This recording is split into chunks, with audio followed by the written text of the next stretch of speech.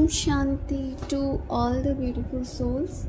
आज 30 मई 2025 की मुरली है। मुरली का सार है, मीठे बच्चे, तुम अभी शांति धाम सुख धाम में जाने के लिए ईश्वरीय धाम में बैठे हो। यह सत का संग है जहाँ तुम पुरुषोत्तम बन रहे हो। प्रश्न है, तुम बच्चे बाप से भी ऊंच हो, नीच नहीं, कैसे? उत्तर दिया बाबा ने। बाबा कहते, बच्चे, मैं विश्व का मालिक नहीं बनता, तुम विश्व का मालिक बनाता हूँ, तो ब्रह्मांड का भी मालिक बनाता हूँ। बाबा कहते, तुम्हारी तो डबल पूजा होती है। मैं ऊंचे ते ऊंचा बाप तुम बच्चों को नमस्ते करता हूँ। भगवान कितने निर्माण हैं कि स्वयं परमपिता परमात्मा आके हमको मीठे बच्चे कहते हैं और हमें पहले नमस्ते करते हैं। तो बाबा कहते, तुम मेरे से भी ऊंचे हो गए, इसलिए तुम मेरे से भी ऊंच हो। मैं तुम मालिकों को सलाम करता हूँ, तुम फिर ऐसा बनाने वाले बाप को सलाम करते हो। तो बाबा एक तरह से कितना उमंग उत्साह दिला रहे हैं कि सारी दुनिया जिसे सलाम करती है वो आकर तुम्हें सलाम करता है, क्योंकि बाप के लिए तो बच्चा सबसे ज़्यादा ऊपर होता है। जो बच्चा होता है, लाडला होता है, वो बाप के सिर कंधे पे भी बैठता है। ठीक है, दूसरा कोई उसको चाहे टच भी ना कर सके, कोई बहुत बड़ा मालिक है, लेकिन उसे तो क्या कहते हैं, अपना बच्चा इतना प्यारा होता है, बाप का चश्मा भी उतार देगा जब छोटा होता है, या कुछ भी है उसके साथ खेल पाल करता है। तो इस वे में बाबा हमें बोल रहे हैं। और धारणा के लिए मुख्य सार है, पहला है, हम ब्रह्मा मुख वंशावली ब्राह्मण हैं। स्वयं भगवान हमें मनुष्य से देवता बनाने की पढ़ाई पढ़ा रहे हैं। इस नशे और खुशी में रहना है। पुरुषोत्तम संगम युग पर पुरुषोत्तम बनने का पुरुषार्थ करना है। दूसरा है, अभी हमारी वानप्रस्थ अवस्था है, मौत सामने खड़ा है, वापस घर जाना है, इसलिए बाप की याद से सब पापों को भस्म करना है। बाबा कहते हैं सभी की वानप्रस्थ अवस्था है।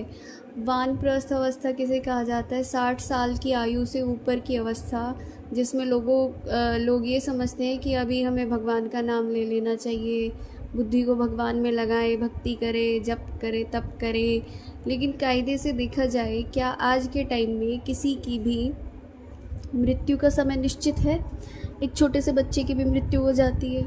कोई 10 साल का है, उसकी भी वानप्रस्थ अवस्था है, 20 का है उसकी भी है, 30 का है उसकी भी है, क्योंकि किसी का कोई समय है ही नहीं।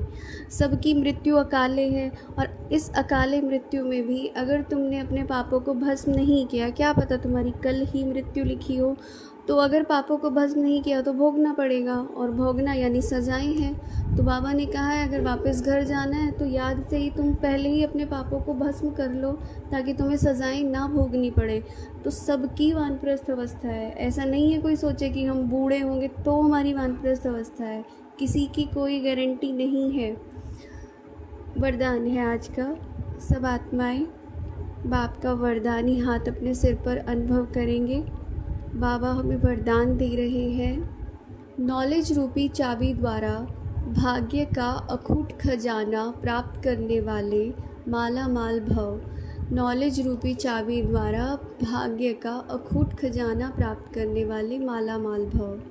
संगम युग पर सभी बच्चों को भाग्य बनाने के लिए नॉलेज रूपी चाबी मिलती है।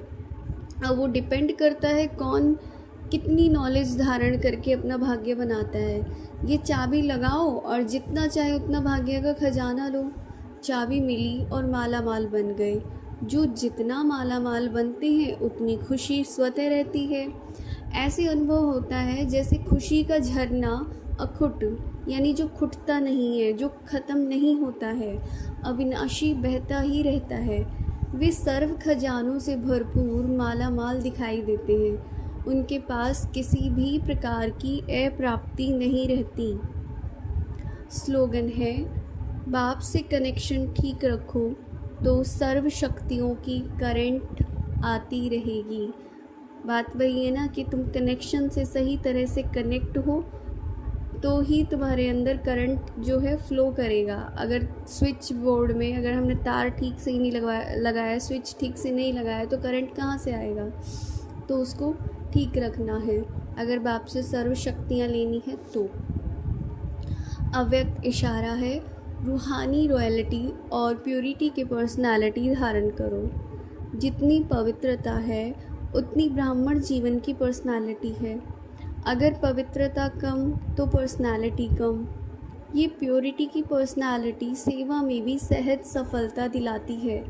लेकिन यदि एक विकार भी अंश मात्र है तो दूसरे साथी भी उसके साथ ज़रूर होंगे, चाहे तुम पहचान पा रहे हो, तुम जानते हो या ना जानते हो।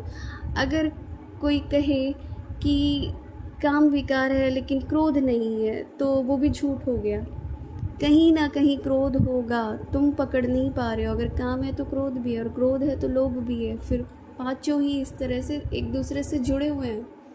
जैसे पवित्रता का सुख शांति से गहरा संबंध है, ऐसे अपवित्रता का भी 5 विकारों से गहरा संबंध है। इसलिए कोई भी विकार का अंश मात्र ना रहे तब कहेंगे पवित्रता की पर्सनालिटी द्वारा सेवा करने वाले। अच्छा, ओम शांति। अगर आपको मुरली सुनना इस तरह से अच्छा लगता है तो आप चैनल को लाइक एंड सब्सक्राइब कर सकते हैं।